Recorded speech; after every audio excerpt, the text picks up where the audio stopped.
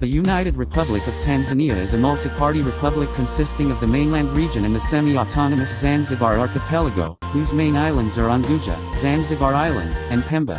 The union is headed by a president, who is also the head of government. Its unicameral legislative body is the National Assembly, Parliament. Zanzibar, although part of the union, exercises considerable autonomy and has its own government with a president, court system, and legislature. In 2020 the country held its sixth multi-party general election, resulting in the re-election of the Union President, John Magufuli, with 85% of the vote, and the election of Hussein Mwinyi, with 76% of the vote for his first term as President of Zanzibar. International observers noted widespread irregularities and largely categorized the election as neither free nor fair. In March 2021, Vice President Samia Suluhu Hassan was sworn in as the country's first woman president following the death of President Magufuli.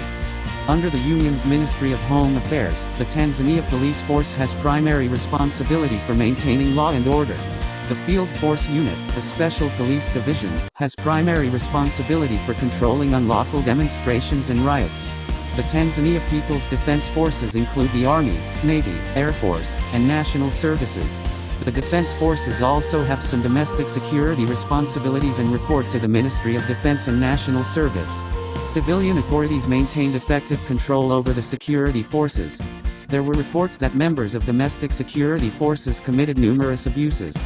Significant human rights issues included credible reports of unlawful or arbitrary killings, including extrajudicial killings, torture or cruel, inhuman, or degrading treatment or punishment by the government or on behalf of the government, harsh and life-threatening prison conditions, arbitrary arrest or detention, political prisoners or detainees, serious problems with the independence of the judiciary, arbitrary or unlawful interference with privacy, serious restrictions on free expression and media, including unjustified arrests or prosecutions of journalists, censorship, and enforcement of criminal libel laws, serious restrictions on internet freedom,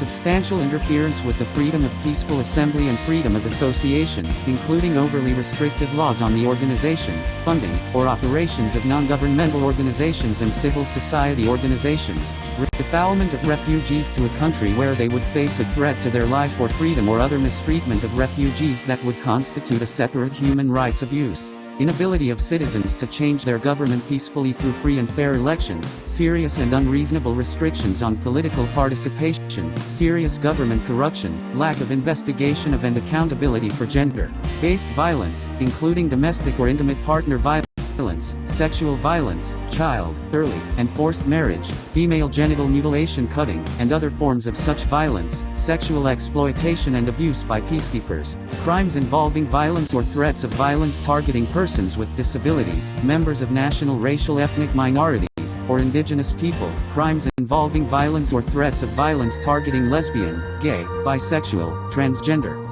queer, or intersex persons, and existence and enforcement of laws criminalizing consensual same-sex sexual conduct between adults. In some cases the government took steps to investigate and prosecute officials who committed human rights abuses or were involved in corruption, but impunity in police and other security forces and civilian branches of government was widespread. There were isolated reports of abuses by peacekeepers and authorities took steps to identify and investigate officials